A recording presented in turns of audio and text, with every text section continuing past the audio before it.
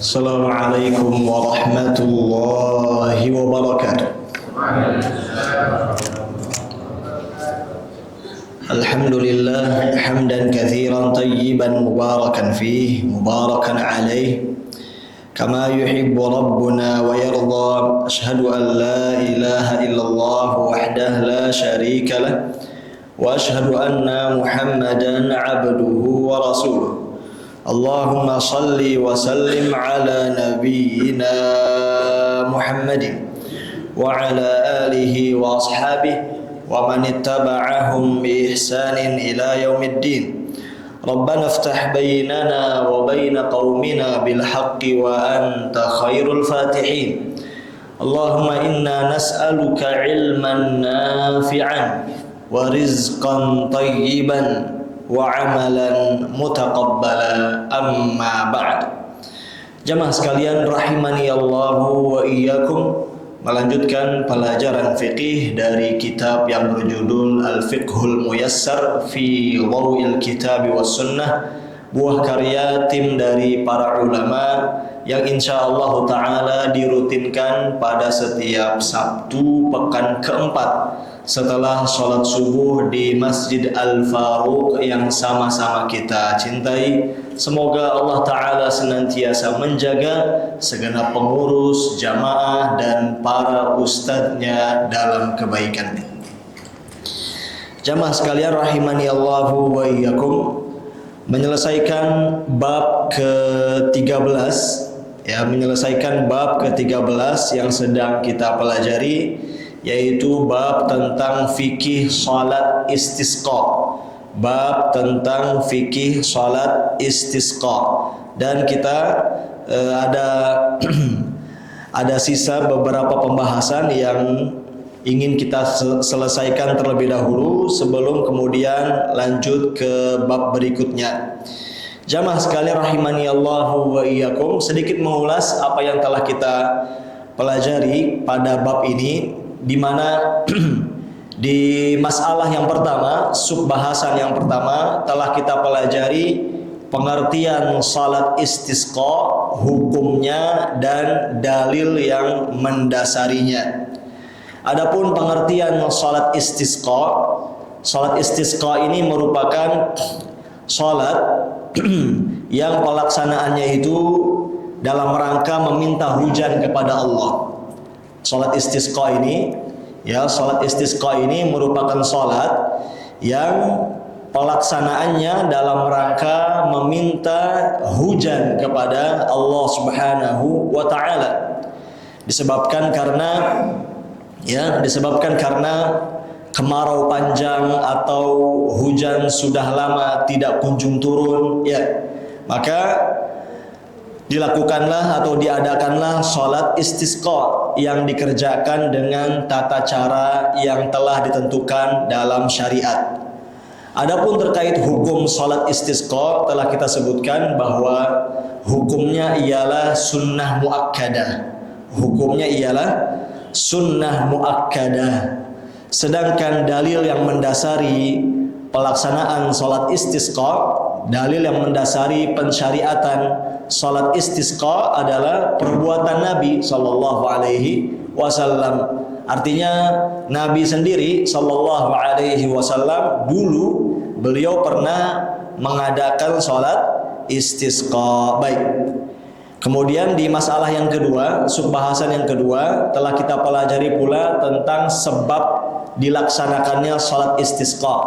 Sebab dilaksanakannya salat istisqa. Sebagaimana tadi yang sudah kita sebutkan, bahwa sebab dilaksanakannya salat istisqa ialah ketika hujan sudah lama tidak turun, yang menyebabkan kemarau atau kekeringan di suatu wilayah. Maka itu menjadi sebab kaum muslimin mengadakan atau melangsungkan salat istisqa.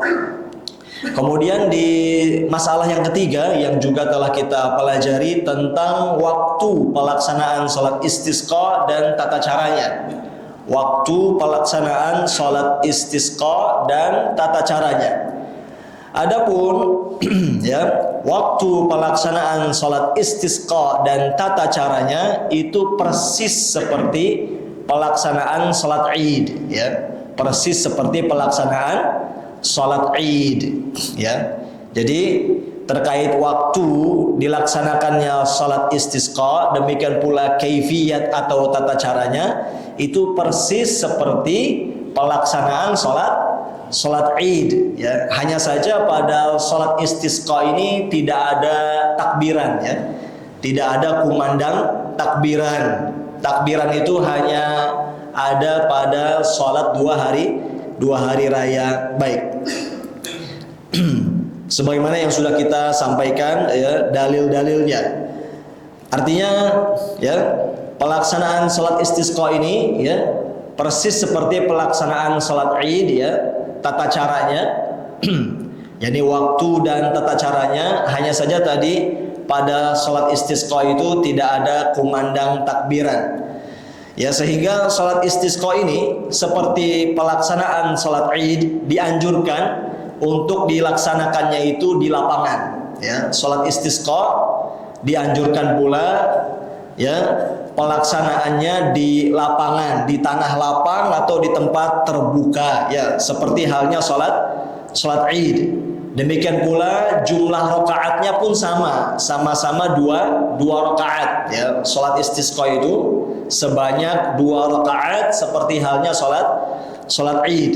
Demikian pula pada pelaksanaan sholat istisqa, imam membaca dengan jahar. Imam membaca dengan jahar, dengan mengeraskan suaranya seperti halnya pada sholat Id. Lalu juga sholat istisqa ini pelaksanaannya sebelum disampaikan khutbah.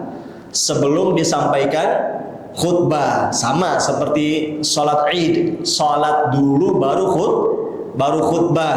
Beda dengan Jumatan. Kalau Jumatan itu khutbah dulu baru sholat.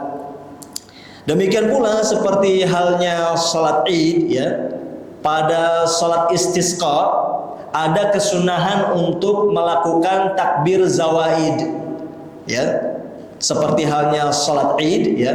Pada sholat istisqa juga ada kesunahan untuk, ya, melakukan takbir zawaid, yaitu di rakaat pertama bertakbir sebanyak 7 kali, sedangkan di rakaat yang kedua bertakbir sebanyak 5 kali. Demikian pula surat-surat yang dianjurkan untuk dibaca pada sholat istisqa pun juga sama seperti surat-surat yang dianjurkan untuk dibaca pada sholat Id, seperti di rakaat pertama membaca, ya, Al-A'la, Sabbihisma Rabbikal A'la, dan di rakaat yang kedua membaca surat Al-Ghashiyah, Hal Ataka Hadithul Ghashiyah. Demikian. Dan juga telah kita bacakan, ya, tentang tata cara istisqa, minta hujan kepada Allah, ya, di mana sebetulnya seseorang sudah dinyatakan melakukan istisqa, minta hujan kepada Allah, itu cukup dengan cara berdoa. Cukup dengan cara apa? Berdoa. Artinya, ya, seseorang melakukan istisqa, minta hujan kepada Allah, ya, minimal cukup dengan memanjatkan doa, minta hujan kepada Allah, ya. Dan yang lebih utama tadi dengan diadakan sholat istisqa. Artinya begini, ya, kalau seandainya kondisinya, ya, sudah lama tidak turun hujan, kemudian telah terjadi kekeringan, kemarau di suatu wilayah, namun, ya, imam setempat tidak mengadakan sholat istisqa, tetap seorang muslim itu bisa, ya, tetap seorang muslim itu bisa masing-masing berdoa, ya, beristisqa, minta hujan kepada Allah, meskipun tidak diadakan sholat apa? Sholat istisqa. Bahkan disebutkan dalam hadis, ya, pada momen Jumatan, ya, pada momen Jumatan ketika khatib di atas mimbar menyampaikan khutbah, itu juga bisa diselipkan istisqa, diselipkan doa-doa yang dipanjatkan kepada Allah minta hujan. Ini sebagaimana pernah dilakukan oleh Nabi Shallallahu Alaihi Wasallam tatkala beliau sedang berada di atas mimbar pada hari Jumat menyampaikan khutbah, tiba-tiba ada seseorang yang masuk masjid, ya, lapor kepada Nabi Shallallahu Alaihi Wasallam tentang kekeringan dan kemarau yang sedang terjadi, ya, di mana orang ini minta kepada Nabi Shallallahu Alaihi Wasallam agar beliau berdoa kepada Allah minta diturunkan hujan. Nah itu, sehingga momen khutbah Jumat itu juga bisa dimanfaatkan oleh khatib untuk apa? Beristisqa, minta hujan kepada siapa? Allah Subhanahu wa taala. Demikian. Lalu yang terakhir, ya, yang terakhir kita pelajari pada bulan lalu di masalah yang keempat, yaitu tentang tata cara keluar. Tata cara keluar, ya, berangkat dari rumah menuju lapangan untuk ikut melakukan sholat istisqa, ya. Demikian. Artinya ada sejumlah arahan, ya, bagi kaum muslimin yang mereka hendak keluar berangkat dari rumah menuju tanah lapang untuk sama-sama melakukan sholat istisqa. Disebutkan, telah kita sampaikan bahwa, ya, imam setempat apabila hendak, ya, keluar berangkat ke tanah lapang untuk mengadakan sholat istisqa, ya, maka sebelumnya hendaknya imam setempat itu memberikan nasihat kepada kaum muslimin, memerintahkan mereka untuk bertaubat serta berhenti dari segala perbuatan zalim dan juga menghentikan segala bentuk permusuhan di antara kaum muslimin. Karena, ya, itu semua tadi, ya, perbuatan zalim, perbuatan dosa maksiat, ya, permusuhan di tengah-tengah kaum muslimin, itulah yang menjadi salah satu sebab, ya, tercegahnya mereka dari kebaikan, ya. Itulah yang menjadi sebab, ya. Itulah yang menjadi sebab kaum muslimin tercegah mendapatkan kebaikan dari Allah Ta'ala. Karena memang kemaksiatan yang dilakukan oleh manusia itu menjadi sebab terhalangnya turun hujan, dan juga menjadi sebab, ya, terjadinya kemarau dan kekeringan di sana sini. Sebaliknya, ketakwaan itu menjadi sebab keberkahan. Takwa itu menjadi sebab keberkahan. Oleh sebab itu, sebelum diadakan sholat istisqa, hendaknya, ya, imam setempat itu menyerukan kaum muslimin untuk semuanya bertaubat kembali kepada Allah. Kemudian juga di antara adabnya ketika keluar berangkat, ya, dari rumah untuk ke tanah lapang, ya, dalam rangka ikut serta pada pelaksanaan sholat istisqa, ya, dianjurkan untuk, ya, berbersih diri terlebih dahulu. Artinya dianjurkan untuk mandi, ya, mandi sebelum berangkat sholat istisqa, ya, dianjurkan untuk berbersih diri terlebih dahulu. Akan tetapi tidak dianjurkan untuk mengenakan wewangian. Ini tidak dianjurkan untuk mengenakan wewangian, dan juga tidak dianjurkan untuk berhias, ya. Demikian. Nah, ini nih, ini di antara sisi perbedaan pelaksanaan sholat istisqa dengan sholat Id, ya. Kalau sholat Id, ya, berhubung momennya itu hari raya, penuh sukacita dan kegembiraan, maka ketika berangkat untuk sholat Id itu dianjurkan mengenakan wangian, ya, pakai parfum bagi laki-laki. Demikian pula apa? Demikian pula mengenakan pakaian yang terbaik.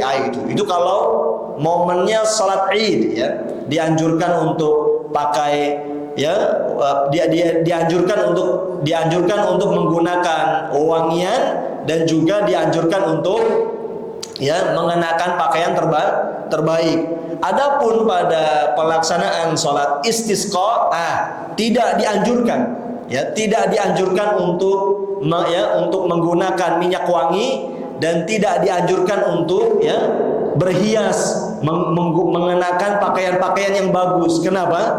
Karena pada sholat istisqa itu momennya bukan momen sukacita, momennya bukan momen kegembiraan, tapi momen penuh kesedihan. Nah itu sholat istisqa. Sholat istisqa itu momennya penuh kesedihan, kekhidmatan, kekhusyuan, merendahkan diri di hadapan Allah. Nah itu.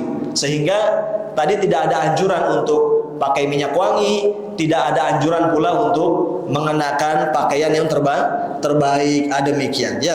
Sehingga seorang muslim ini ketika dia keluar dari rumah berangkat ke tanah lapang untuk sholat istisqa, itu dianjurkan agar berangkatnya itu sambil tenang, penuh tawadhu, penuh khusyuk, merendahkan diri di hadapan Allah. Demikian. Karena momennya momen sedih ya, ingin minta hujan kepada Allah Subhanahu wa taala, dan itu sebagaimana yang dicontohkan oleh Nabi sallallahu alaihi wasallam. Baik, jamaah sekalian rahimani Allah wa iyyakum. Itu ulasan yang kita sudah bahas pada bulan lalu. Bismillah.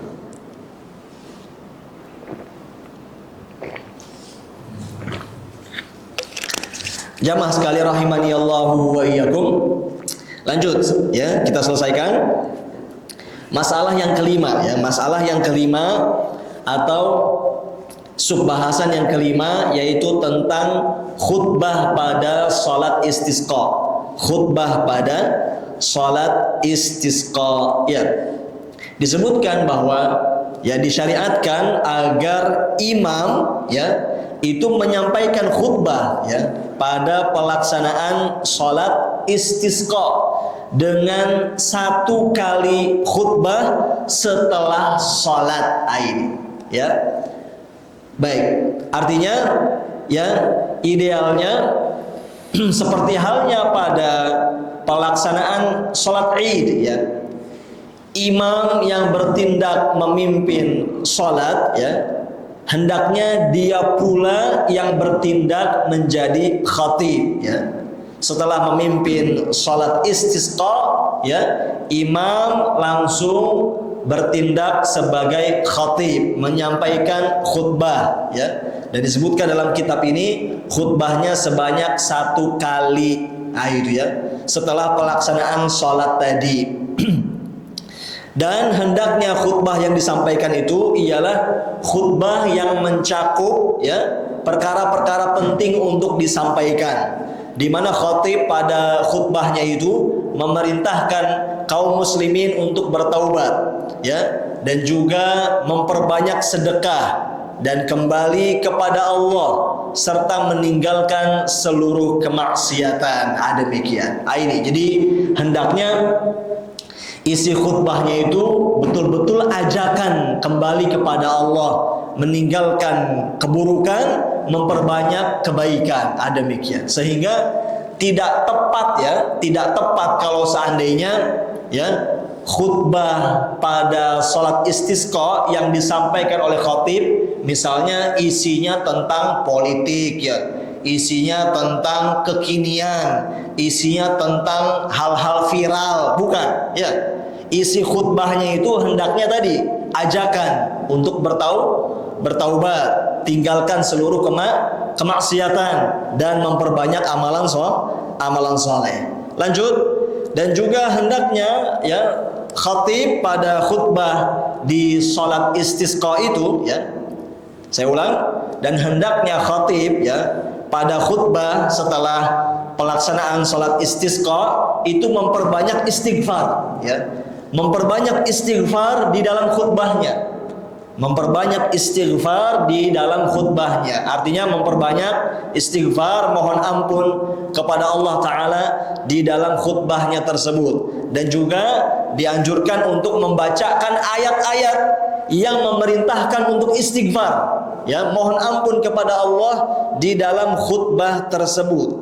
Dan juga hendaknya khatib di dalam khutbah salat istisqa itu ya, dia memperbanyak doa yang isinya minta hujan kepada Allah Subhanahu wa taala, sebagaimana dulu sabda Nabi sallallahu alaihi wasallam dalam beberapa hadis yang sahih. Di antaranya Nabi sallallahu alaihi wasallam pada khutbah salat istisqa, beliau banyak berdoa dengan mengatakan Allahumma aghithna, Allahumma aghithna, Allahumma aghithna, yang artinya ya Allah turunkanlah kepada kami hujan, ya Allah turunkanlah kepada kami hujan. Itu atau lafal-lafal yang lain yang juga diajarkan oleh Nabi sallallahu alaihi wasallam dalam beberapa hadis yang juga sahih. Di antaranya Nabi sallallahu alaihi wasallam mengajarkan doa Allahumma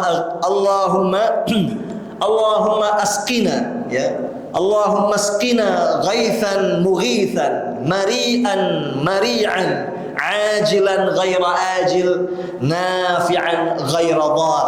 Itu perhatikan, ini diantara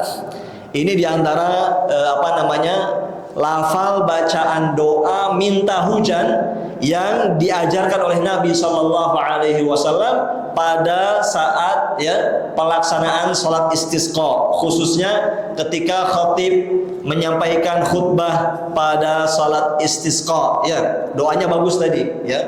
Allahumma asqina ghaithan, Allahumma asqina ghaithan mughithan mari'an mari'an ajilan ghaira ajil nafi'an ghaira dhar. Saya ulang, Allahumma asqina ghaithan mughithan mari'an mari'an, ya, kemudian ajilan ghaira ajil nafi'an ghaira dhar.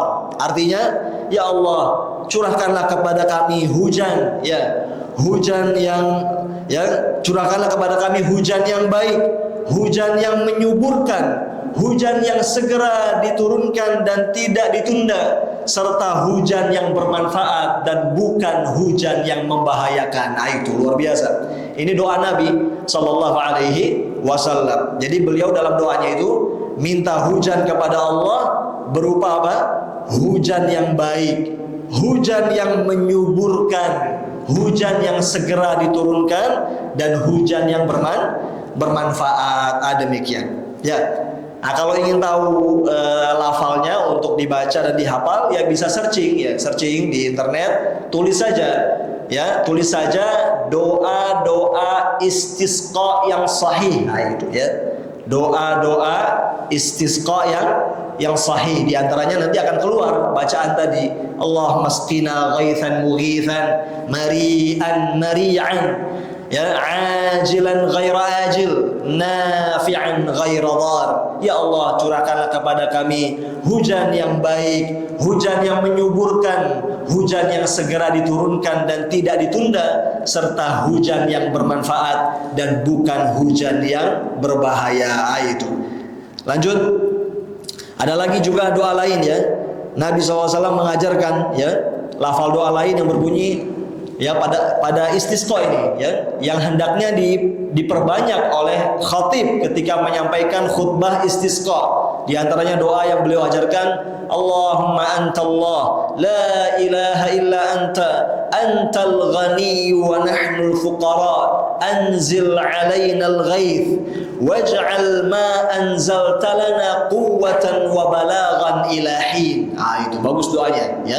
Saya ulang doanya, Allahumma antallah la ilaha illa anta antal ghani wa nahnul fuqara anzil alaina bil ghaith, atau anzil alaina al ghaith waj'al ma anzalta lana quwwatan wa balaghan ila hin. Artinya, ya Allah, Engkaulah Allah yang tidak ada sesembahan yang berhak diibadahi kecuali Engkau. Engkaulah yang maha kaya, sedangkan kami ini adalah yang fakir.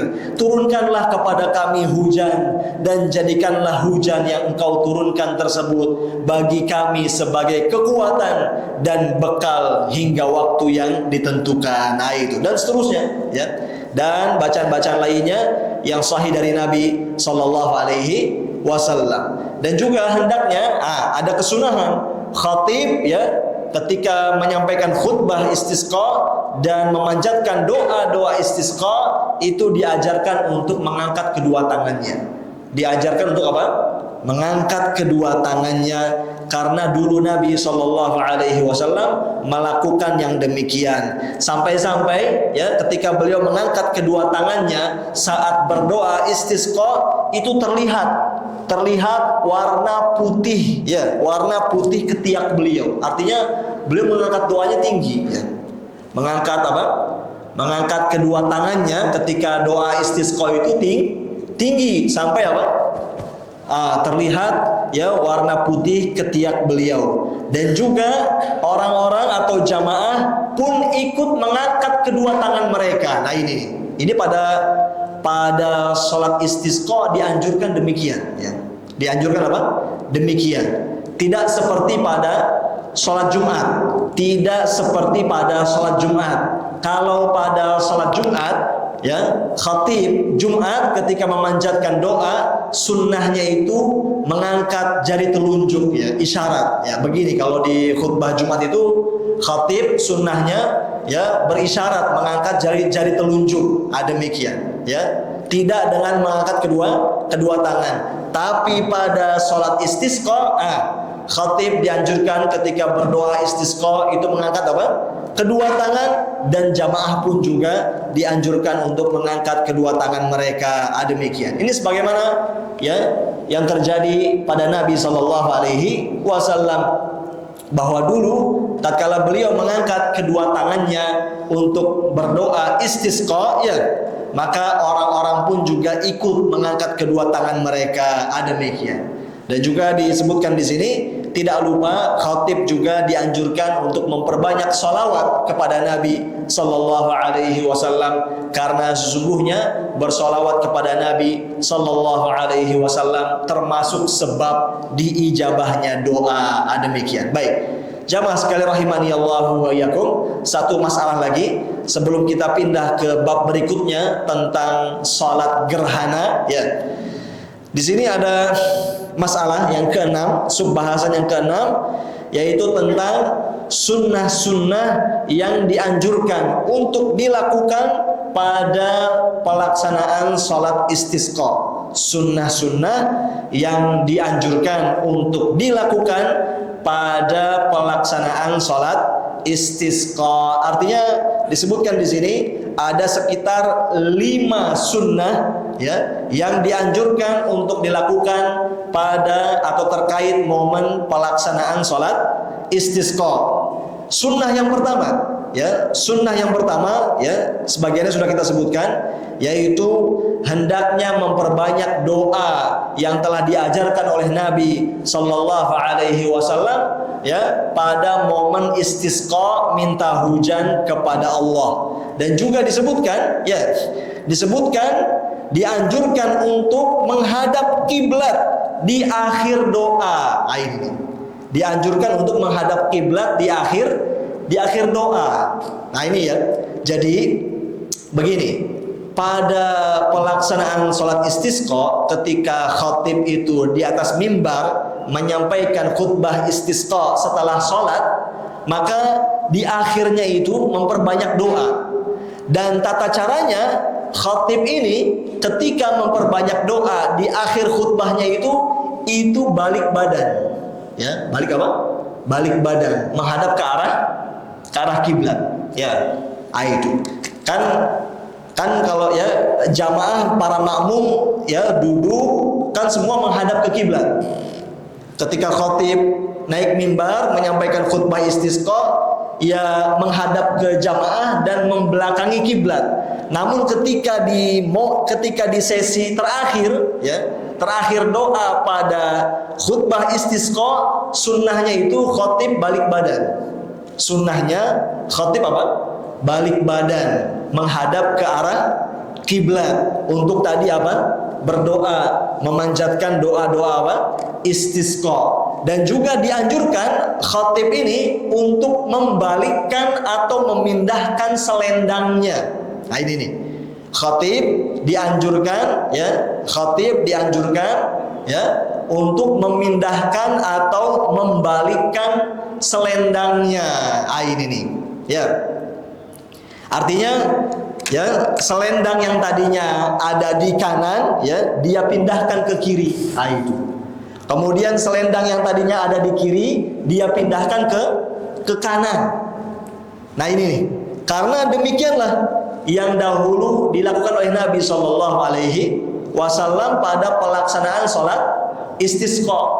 Jadi, ya, sunnahnya ini imam khatib sholat istisqa itu hendaknya ketika tampil itu mengenakan apa? Mengenakan selendang, ya. Mengenakan apa? Selendang, ya, yang diletakkan di bahu atau di pundaknya, ya. Nah itu ketika tadi itu saat sesi terakhir, ya, berdoa pada khutbah istisqa, ya, khatib balik badan menghadap ke arah kiblat, mengangkat kedua tangan, memanjatkan doa-doa istisqa, kemudian apa? Memindahkan selendangnya. Gitu. Itu perbuatan Nabi Shallallahu Alaihi Wasallam. Demikian, ya. Seperti itu. Baik. Ya, karena dalam hadis yang sahih muttafaqun alaih yang diriwayatkan oleh Al-Bukhari dan Muslim, ya, disebutkan bahwa Nabi Shallallahu Alaihi Wasallam, ya, pada pelaksanaan sholat istisqa ini, ya, tatkala di khutbahnya beliau balik badan, ya, yang tadinya menghadap ke jamaah, beliau balik badan, ya, menghadap ke arah kiblat dan membelakangi jamaah, ya. Kemudian beliau berdoa, memanjatkan doa istisqa, lalu beliau pun memindahkan, memindahkan selendang beliau tadi dari yang di kanan jadi di kiri, yang di kiri jadi di kanan. Itu. Nah, disebutkan oleh para ulama, kenapa pada khutbah istisqa Nabi Shallallahu Alaihi Wasallam melakukan yang demikian, memindahkan selendang, membalikkan selendang dari yang kanan ke kiri, dari yang kiri ke kanan. Kata para ulama, hikmahnya itu adalah sebagai bentuk tafaul, ya, yaitu berharap, ya, hikmahnya itu menjadi, ya, seakan menjadi simbolis harapan. Nah itu. Jadi kenapa tadi beliau membalikkan selendang dari kanan ke kiri, dari kiri ke kanan? Pada saat itu hikmahnya itu kata para ulama, ya, menjadi, ya, semacam simbolis harapan. Mudah-mudahan setelah istisqa ini keadaannya berubah, itu loh. Yang tadinya kemarau jadi apa? Jadi turun hujan.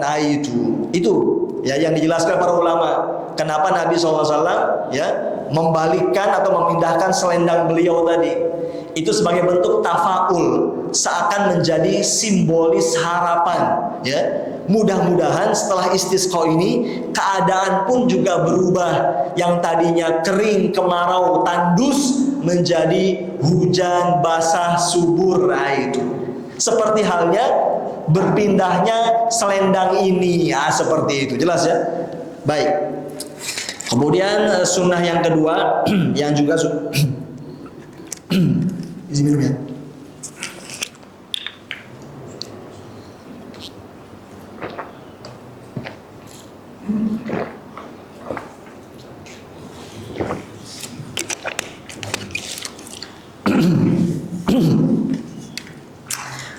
Kemudian, ya, sunnah yang kedua ini juga tadi sempat disampaikan, ya. Sunnah yang kedua ini, ya, sunnah yang kedua disebutkan di sini bahwa yang dianjurkan itu untuk ikut keluar, ya, berangkat menuju, ya, tempat sholat istisqa, yang dianjurkan adalah seluruh kaum muslimin, ya. Jadi dianjurkan kalau diadakan sholat istisqa pada suatu wilayah, maka dianjurkan, ya, agar keluar berangkat dari rumah menuju tempat sholat istisqa itu seluruh kaum muslimin, termasuk para wanita dan anak-anak kecil. Ini artinya seruannya sama seperti pada pelaksanaan sholat apa? Sholat Id ya. Jadi kalau di wilayah setempat ya, di tempat tinggal itu ya, mengadakan sholat istisqa ya, maka semuanya dikerahkan untuk ikut keluar ya, berangkat dari rumah ya menuju tempat sholat istisqa. Jangan ada yang tetap di rumah ya. Hendaknya semua apa? Keluar ya. Itu. Sampai pun para wanita, demikian pula anak-anak kecil semua dikerahkan untuk keluar berangkat ke tempat sholat istisqa seperti halnya ya sholat apa? Sholat Id. Baik. Kemudian sunnah yang ketiga ya, sebagaimana tadi yang sudah disinggung, bahwa yang disunnahkan ketika keluar ya dari rumah berangkat menuju tempat sholat istisqa itu hendaknya keluarnya dengan khidmat, dengan khusyuk, dengan merendahkan diri di hadapan Allah Subhanahu wa taala. Yang keempat, ya, sunnah yang keempat. Nah, ini nih, ya. Sunnah yang keempat. Disunnahkan ketika awal turun hujan agar seseorang itu berdiri, ya. Di awal hujan tersebut ya, dan dia sengajakan agar dirinya, tubuhnya terkena curahan hujan tersebut. Nah, ini nih ya, perhatikan ya. Nah, dari sini kita bisa pahami bahwa ya, yakni hujan-hujanan ya, yakni ketika awal turun hujan kemudian seseorang sengaja hujan-hujanan ya, membasahi dirinya agar terkena apa? Agar terkena curahan air hujan, ini termasuk sunnah Nabi Shallallahu Alaihi Wasallam. Itu karena ada hadisnya, ya. Karena ada hadisnya, ya. Ada hadisnya. Jadi, ya, ketika turun hujan, ya, di awal turunnya hujan tersebut, seseorang dianjurkan untuk berdiri, ya, sejenak agar sengaja, ya, ada bagian dari air hujan tersebut yang mengenai, yang membasahi dirinya sebagaimana perbuatan Nabi Shallallahu Alaihi Wasallam. Dalam hadis itu, ya, ketika awal turun hujan, Nabi Shallallahu Alaihi Wasallam sengaja melepaskan ya sebagian pakaiannya, ya, untuk kemudian hujan-hujanan, untuk kemudian apa? Hujan-hujanan, ya. Lalu ditanya oleh para sahabat radhiyallahu anhum, mengapa Anda melakukan demikian? Lalu beliau menjawab apa? Beliau menjawab, karena hujan ini baru saja Allah ciptakan. Itu luar biasa. Ini jawaban Nabi Shallallahu Alaihi Wasallam. Ya, ketika ya didapati Nabi SAW sengaja hujan-hujanan, ya, ditanya oleh para sahabat radhiyallahu anhum, ya, mengapa Anda melakukan ini? Jawab beliau, karena hujan ini baru saja Allah ciptakan. Itu. Baik. Dan juga ketika ya turunnya hujan, dianjurkan untuk membaca doa turun hujan yang sahih. Doanya apa? Allahumma sayyiban nafi'an. Ya Allah, turunkanlah, ya Allah, jadikanlah hujan ini hujan yang bermanfaat. Ya. Ya Allah, jadikanlah hujan ini hujan yang bermanfaat. Kemudian kalau hujannya telah selesai, perhatikan, kalau hujannya telah selesai, ada lagi bacaan lain yang diajarkan oleh Nabi Sallallahu Alaihi Wasallam. Doanya adalah mutirna bifadlillahi wa rahmatihi. Ini termasuk sunnah. Ini termasuk sunnah yang tidak dikenali oleh banyak kaum muslimin. Jadi perhatikan ya, perhatikan ya. Ada doa minta hujan, ada doa ketika turun hujan, ada doa setelah turun hujan. Nah, ini sunnah-sunnah ini, ya. Yang anak-anak kita, cucu-cucu kita biasanya di TK, di SD, ya, di TK SD Islam itu diajarkan, ya. Jadi ada doa minta hujan, ada doa ketika turun hujan, ada doa ketika selesai turun hujan. Nah, itu. Kalau doa minta hujan, ya doa-doa istisqa tadi, ya. Doa-doa istisqa minimal mengatakan Allahumma asqina Allahumma asqina, Allahumma asqina. Ya Allah turunkanlah hujan kepada kami. Ya Allah turunkanlah hujan kepada kami. Nah, ketika turun hujan, doanya apa tadi? Allahumma sayyiban nafi'an. Nah, kalau hujannya sudah selesai, sudah beres, ya sudah berhenti, tidak turun hujan lagi. Nah, doanya tadi ada.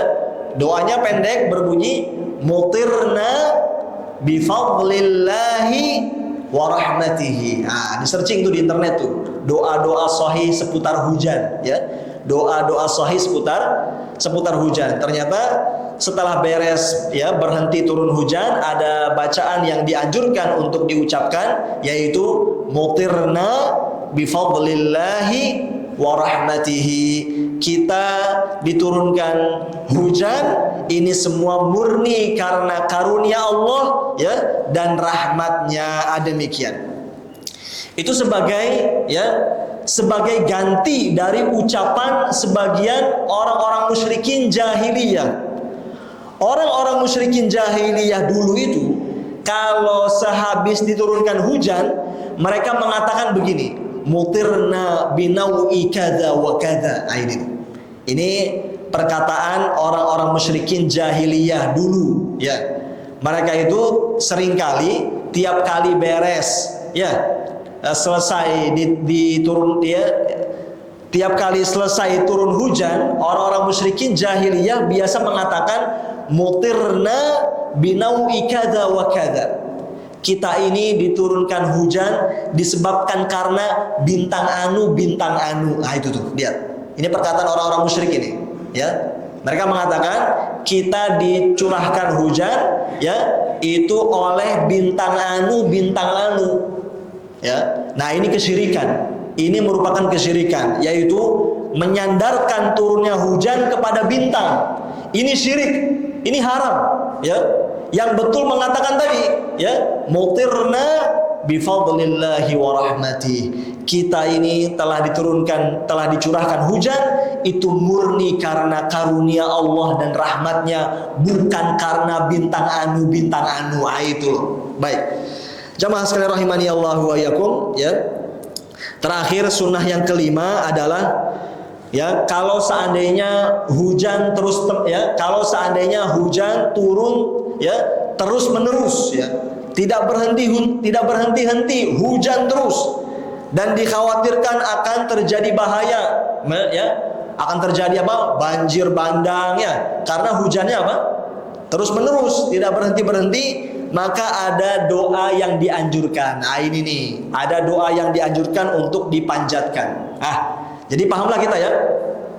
Jadi ada doa minta hujan, ada doa ketika turun hujan, ada doa setelah beres turun hujan, ada lagi doa yang terakhir, doa, ya, doa minta, ya, doa minta dipindahkan hujan, ya.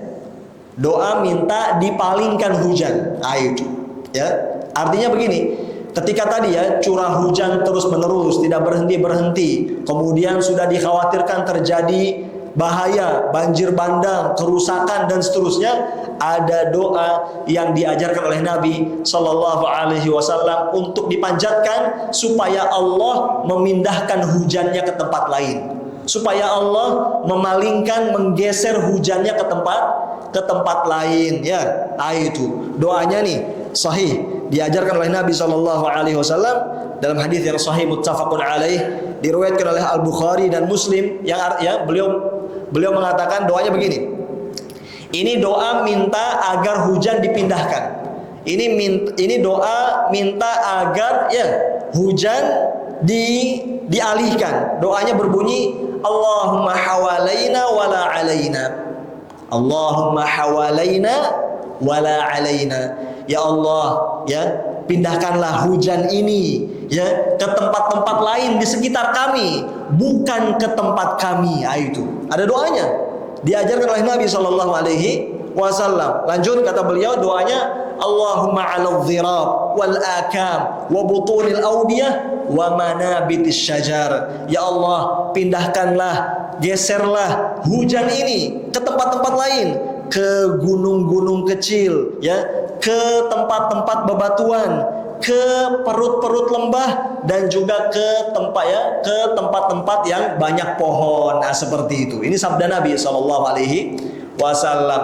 Jadi ya, kalau seandainya hujan terus menerus tidak kunjung berhenti, lalu dikhawatirkan terjadi bahaya, maka yang diajarkan itu memanjatkan doa supaya Allah memindahkan hujannya ke tempat lain yang membutuhkan. Itu bukan dengan cara panggil pawang hujan ya.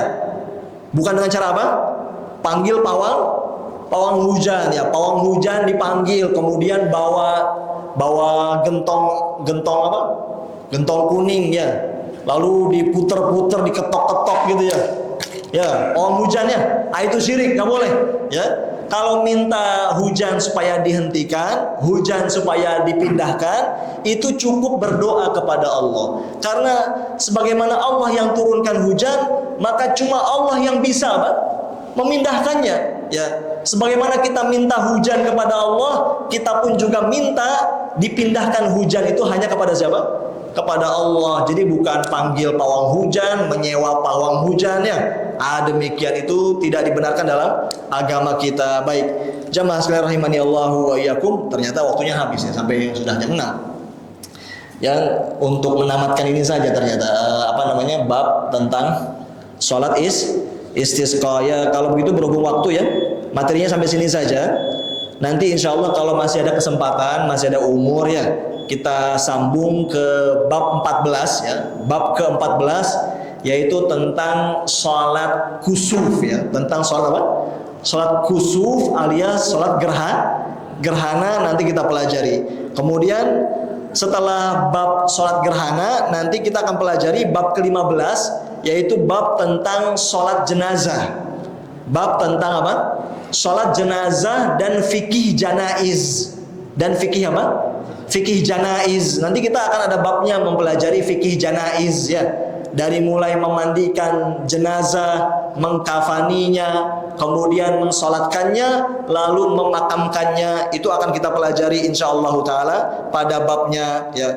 Dan kalau sudah beres fikih janaiz, selesailah kita dari kitab sholat, yang kemudian nanti akan lanjut kepada kitab fikih zakat ya. Fikih apa? Fikih zakat. Insya Allah kita akan pelajari ya macam-macam zakat mal ya. Nanti ada zakat emas perak, ada zakat uang ya, ada zakat ya hewan ternak dan seterusnya. Masih banyak yang ingin kita pelajari ya kalau masih Allah berikan umur. Kurang lebih mohon maaf. Wassallallahu wasallam ala nabiyina Muhammad. Saya persilakan jika ada yang disampaikan, kalau tidak ada langsung ditutup. Kalau ada silakan.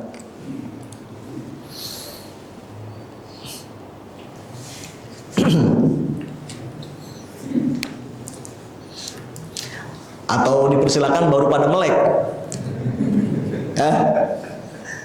Saya ngomong nggak berhenti tadi ya. Merem ya. Pas sudah dipersilakan melek. Baik. Silakan. Bagaimana dengan BMKG yang menyambut jalan untuk modifikasi cuaca? Baik, ya terima kasih banyak ya. Semoga Allah Ta'ala menjaga Bapak dan kita semua dalam kebaikan. Ya, terkait perbuatan tersebut ya, maka poin-poin yang kita sampaikan adalah pertama, sebetulnya ya tindakan tersebut ya yang dilakukan oleh ya pihak itu ya, kalau seandainya tidak membahayakan ya, kalau seandainya tidak menimbulkan bahaya untuk lingkungan ya, maka itu boleh-boleh saja ya. Itu apa?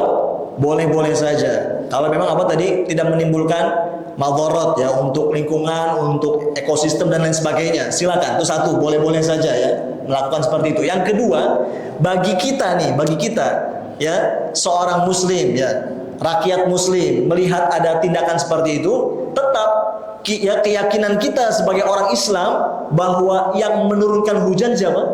Allah. Itu tetap keyakinan kita ya. Adapun tadi ya istilahnya ya pakai pesawat ya kemudian tabur garam ya dalam rangka supaya modifikasi cuaca supaya cuacanya begini, cuacanya begitu, itu tindakan manusia yang tadi kita katakan secara hukum kalau tidak merusak, kalau tidak membahayakan boleh-boleh saja. Tapi tetap keyakinan kita sebagai seorang muslim, Allah yang menurunkan apa? Menurunkan hujan itu cuma upaya, ya, cuma apa? Cuma upaya demikian. Tetap yang menurunkan hujan adalah Allah Subhanahu wa ta'ala, itu yang kita yakini. Dan dalam Al-Quran banyak sekali Allah menyebutkan dan kami turunkan hujan dari langit, dan kami turunkan hujan dari langit. Itu menunjukkan bahwa yang kita yakini bahwa yang menurunkan hujan hanyalah Allah Subhanahu wa ta'ala. Seperti itu, selesai. Yang lain kalau masih ada. Cukup? Tidak ada? Beres ya? Demikian. Kurang lebihnya mohon maaf ya. Semoga bermanfaat. Ya, kita berdoa kepada Allah Subhanahu wa taala dengan nama-namanya yang paling indah dan sifat-sifatnya yang paling mulia. Semoga Allah taala jadikan apa yang kita pelajari ini bermanfaat dan menjadi pemberat timbangan kebaikan di akhirat kelak. Kita berdoa kepada Allah Subhanahu wa taala, semoga Allah taala tuliskan pahala yang sangat besar untuk segenap pengurus Masjid Al-Faruq beserta jamaahnya yang setia memakmurkan rumah Allah ini dengan sholat berjamaah 5 waktu, dengan kajian dan kegiatan-kegiatan baik lainnya. Maka sebagaimana Allah taala kumpulkan kita di Masjid Al-Faruq, semoga Allah taala kumpulkan kita kembali di surga firdausnya. Wassallallahu wasallam ala nabiyyina Muhammad. Subhanakallahumma bihamdika asyhadu an la ilaha illa anta astaghfiruka wa atubu ilaika. Wassalamu alaikum warahmatullahi wabarakatuh.